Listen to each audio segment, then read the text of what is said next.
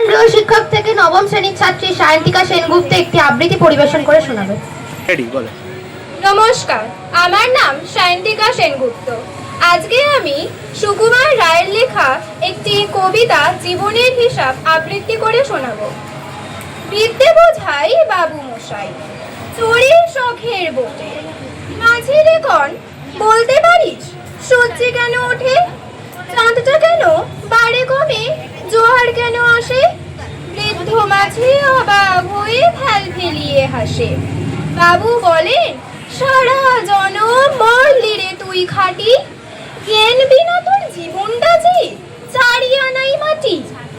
খানিক বাদে কহেন বাবু বলতো দেখি ভেবে, নদীর ধারা কেমনে আসে পাহাড় থেকে নেমে, বলতো কেন লবণ পোড়া সাগর ভরা পানি।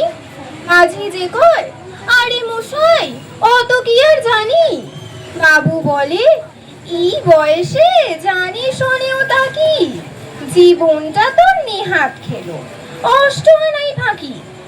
আবার ভেবে কহেন বাবু বলতো ওরে বুড়ো, কেন এমন নীল দেখা যায় আকাশের ওই চূড়ো। বৃদ্ধ বলে আমায় কেন লজ্জা দেছেন হেন। বাবু বলেন বলবো কি আর বলবো তোরে কিতা, দেখছি এখন জীবনটা তোর 12 আনাই বৃথা। খানিক বাদে ঝড় উঠেছে ঢেউ উঠেছে ফুলে, বাবু দেখেন নৌকা খানি ডুবলো বুঝি দুলে। মাঝি রে কোন এ কি আপদ, ওরে ও ভাই মাঝি ডুবলো নাকি নৌকা এবার, মরবো নাকি আজি।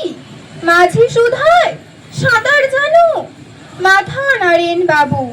মূর্খ মাঝি বলে মশাই এখন কেন খাবো, বাঁচলে শেষে আমার কথা হিসেব করো পিছে, তোমার দেখি জীবন খানা 16 আনাই হয়েছে।